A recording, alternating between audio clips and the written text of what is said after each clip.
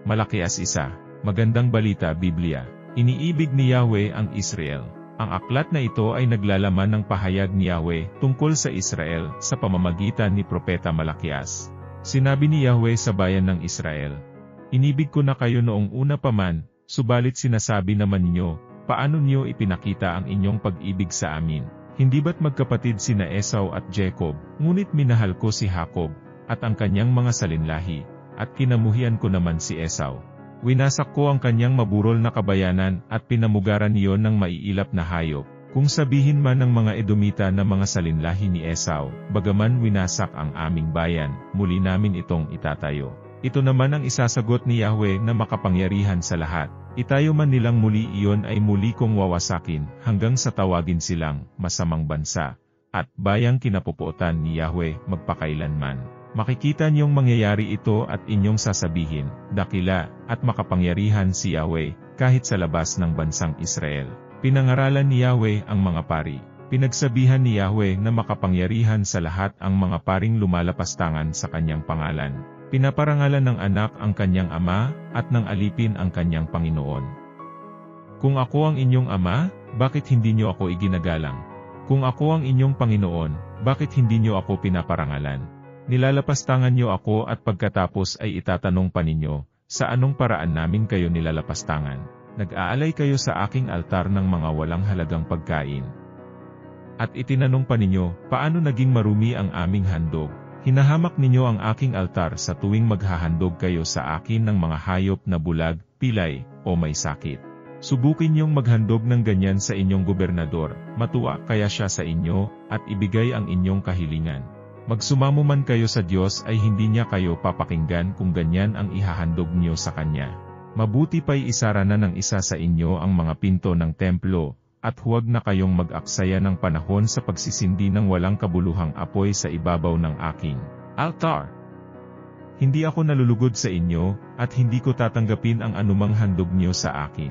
Iginagalang ang aking pangalan ng lahat ng mga bansa, mula silangan hanggang kanluran. Nagsusunog sila ng insenso at nag-aalay ng malilinis na handog para sa akin. Ako'y pinaparangalan nilang lahat. Ngunit dinudungisan niyo ang pangalan ko tuwing sinasabi niyo na walang kabuluhan ang aking altar, at tuwing naghahandog kayo doon ng mga pagkaing walang halaga. Sinasabi niyong nakakapagod na ang lahat ng ito, at iniismiran pa ninyo ako. At kung hindi naman nakauupilay, may sakit ang dala niyong hayop na panghandog sa akin. Akala ba ninyo itatanggapin ko yon? Sumpain ang sinumang nandaraya sa paghahandog sa akin ng hayop na may kapintasan, gayong may ipinangako siyang malusog na hayop mula sa kanyang kawan. Ako'y isang haring dakila at kinatatakutan ng lahat ng bansa. Malakias 2. Magandang balita Biblia.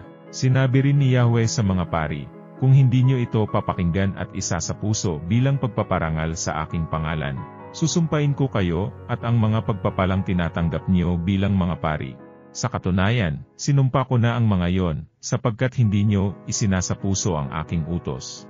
Paparusahan ko ang inyong mga anak, at ipapahid ko sa inyong mukha ang dumi ng mga hayop na inihahandog nyo sa panahon ng mga kapistahan. Itatapon din kayo sa tambakan ng dumi. Dahil dito'y malalaman nyo na ibinigay ko sa inyo ang utos na ito, upang magpatuloy ang aking tipan kay Levi." Wika ni Yahweh na makapangyarihan sa lahat. Sa tipang iyon, pinangakuan ko siya ng buhay at katiwasayan, at ipinagkaloob ko nga ito sa kanya, upang igalang niya ako. Iginalang naman niya ako at kinatakutan. Itinuro niya ang tama at hindi ang mali. Namuhay siya ng matuwid at matapat sa akin, at tinulungan ang maraming tao upang huwag nang gumawa ng kasamaan. Tungkulin ng mga pari na ituro ang tunay na kaalaman tungkol sa Diyos. Sila ang dapat sangguniin ng mga tao tungkol sa aking kalooban, sapagkat sila ang mga sugo ni Yahweh na makapangyarihan sa lahat. Subalit lumihis kayo sa daang matuwid at marami ang nabulid sa kasamaan dahil sa inyong katuruan.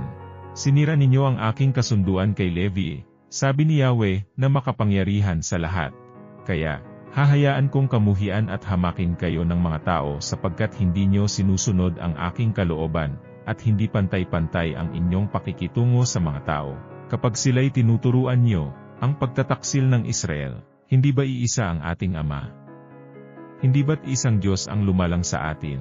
Kung gayoy bakit nagtataksil tayo sa isa't isa, at nilalapastangan ang tipan ng ating mga ninuno? Sumira ang Huda sa kanyang pangako sa Diyos, at dahil dito'y naganap sa Israel, at sa Jerusalem ang isang kasumpa-sumpang pangyayari. Nirakan nila ang templo na pinakamamahal ni Yahweh. Ang mga lalaki nag-asawa sa mga babaeng sumasamba sa ibang mga Diyos. Puksain nawa ni Yahweh sa bansang Israel ang sinumang gumagawa nito, at huwag na silang pahintulutan pang makibahagi sa paghahandog kay Yahweh na makapangyarihan sa lahat. Kahit padiligin niyo ng luha ang altar niya, kahit pa manangis kayo't dumaing, hindi na niya kaluluguran ang mga handog niyo sa kanya. Itinatanong ninyo kung bakit. Saksi si Yahweh na kayo'y sumira sa pangako niyo sa inyong asawang pinakasalan ninyo nang kayo'y kabataan pa. Sumira kayo sa pangako niyo sa kanya, bagamat nangako kayong magiging tapat sa kanya. Hindi ba't pinag-isa kayo ng Diyos sa katawan at sa espiritu? Ang layunin niya ay upang maging tunay na mga anak ng Diyos ang inyong mga supling. Kaya't huwag ninyong pagtaksilan ang babaeng pinakasalan niyo nang kayo'y kabataan pa. Nasusuklam ako sa pagpapalayas at paghihiwalay ng mga mag-asawa, sabi ni Yahweh, ang Diyos ng Israel. Napopuot ako sa taong gumagawa ng kalupitan sa kanyang asawa. Kaya nga maging tapat kayo sa inyong asawa. Ang nalalapit na araw ng paghatol, sawang-sawa na si Yahweh sa inyong mga sinasabi. Subalit itinatanong pa ninyo, bakit siya nagsasawa? Sinasabi niyong mahal ni Yahweh ang mga gumagawa ng kasamaan, at nalulugod siya sa kanila. Itinatanong din niyo, nasaan ang Diyos na makatarungan? Malakias 3, Magandang Balita Biblia. Sabi ni Yahweh na makapangyarihan sa lahat, ipadadala ko ang aking sugo upang ihanda ang daraanan ko. At si Yahweh na inyong hinahanap ay biglang darating sa kanyang templo. Darating ang pinakahihintay niyong sugo at ipahayag ang aking tipan. Ngunit sino ang makakatagal pagdating ng araw na yon? Sino ang makakaharap kapag napakita na siya? Para siyang apoy na nagpapadalisay sa bakal at parang sabon na may matapang na sangkap. Darating siya at mauupong tulad ng isang tagapagdalisay ng pilak. Dadalisayin niya ang mga anak na lalaki ni Levi katulad ng ginto at pilak, at sa pamamagitan nito'y magiging karapat-dapat ang kanilang handog kay Yahweh. Dahil dito, ang mga handog na dadalhin ng mga taga-Huda at Jerusalem ay magiging kalugod-lugod kay Yahweh, tulad ng dati. Sinabi ni Yahweh na makapangyarihan sa lahat, darating ako upang hatulan ang mga mangkukulam, ang mga mangangalunya, ang mga bulaang saksi, ang mga nandaraya sa kanilang mga manggagawa, ang mga nagsasamantala sa mga biyuda, sa mga ulilat mga dayuhan, at ang mga hindi gumagalang sa akin. Ang pagbibigay ng 10 bahagi, ako si Yahweh.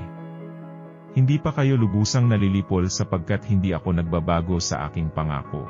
Subalit tulad ng inyong mga ninuno, tumalikod kayo at sinuway niyo ang aking mga kautusan. Manumbalik kayo sa akin, at manunumbalik din ako sa inyo, sabi ni Yahweh na makapangyarihan sa lahat. Itinatanong ninyo, paano kami manunumbalik sa inyo? Ang tanong ko naman, matuwid bang pagnakawan ng tao ang Diyos? Hindi. Ngunit pinagnanakawan niyo ako. Sa paanong paraan? Sa mga 10 bahagi at mga handog, isinumpa ko kayong lahat sapagkat ako'y pinagnanakawan ng buong bansa. Dalhin niyo ng buong buo ang inyong mga 10 bahagi sa tahanan ng Diyos upang matugunan ang pangangailangan sa aking tahanan. Subukin niyo ako sa bagay na ito, kung hindi ko buksan ang mga bintana ng langit at ibuhos sa inyo ang masaganang pagpapala. Hindi ko rin hahayaang salantain ng mga balang ang inyong mga pananim, at mamumunga na ng sagana ang inyong mga ubasan. Dahil dito'y sasabihin ng lahat ng bansa, na kayo'y mapalad sapagkat napakainam manirahan sa inyong lupain, sabi ni Yahweh na makapangyarihan sa lahat. Ang pangako, masasakit ang sinabi niyo tungkol sa akin, sabi ni Yahweh. Ngunit ang tanong niyo, ano ba ang sinabi namin laban sa inyo? Sabi niyo, walang saysay ang maglingkod sa Diyos. Ano ba ang mapapala natin sa pagsunod sa kanyang mga utos, o sa pagpapakita natin kay Yahweh na nagsisisi tayo sa nagawa nating kasalanan? Hindi ba't kung sino ang palalo ay siya pang pinagpapala? Hindi lamang nananagana ang masasama, kundi sinusubok pa nila ang Diyos sa paggawa nila ng kasamaan, ngunit hindi sila pinaparusahan. Pagkatapos, nag-usap-usap ang mga taong may paggalang kay Yahweh. Pinakinggan niyang mabuti ang kanilang usapan, kaya ipinatala niya sa isang aklat ang mga pangalan ng mga gumagalang sa kanya. Magiging akin sila, sabi ni Yahweh na makapangyarihan sa lahat. Sa araw na ako'y kumilos, itatangi ko sila bilang sariling akin. Ililigtas ko sila, tulad ng pagliligtas ng isang ama sa anak na naglilingkod sa kanya. Muli niyong makikita ang pagkakaiba ng mabuti at ng masama, ng taong naglilingkod sa Diyos at ng hindi naglilingkod sa Kanya. Malakias 4, Magandang Balita Biblia. Ang darating na araw ni Yahweh. Darating ang araw na gaya ng isang nagbabagang hurno, tutupukin ang mga palalo, at masasama gaya ng dayami, at walang matitira sa kanila. Sabi ni Yahweh na makapangyarihan sa lahat. Ngunit sa inyo na nagpaparangal sa akin, ay sisikat ang aking katarungan na tulad ng araw, at ang sinag nito'y magpapagaling sa inyo. Lulundag kayo sa tuwa na parang mga guyang pinalaya sa kulungan. Sa araw na ako'y kumilos, magtatagumpay kayo laban sa masasama at sila'y tatapakan ninyo na parang alabok, sabi ni Yahweh. Alalahanin niyo ang mga itinuro ni Moises, ang mga tuntunin at kautusang ibinigay ko sa kanya sa bundok ng Sinai, upang sundin ng bansang Israel. Ngunit bago dumating ang kakilakilabot na araw ni Yahweh, isusugo ko sa inyo si Propeta Elias. Muling magkakasundo ang mga ama at ang mga anak. Kung hindi mapipilitan akong magtungo riyan at ganap na wasakin ang inyong bayan.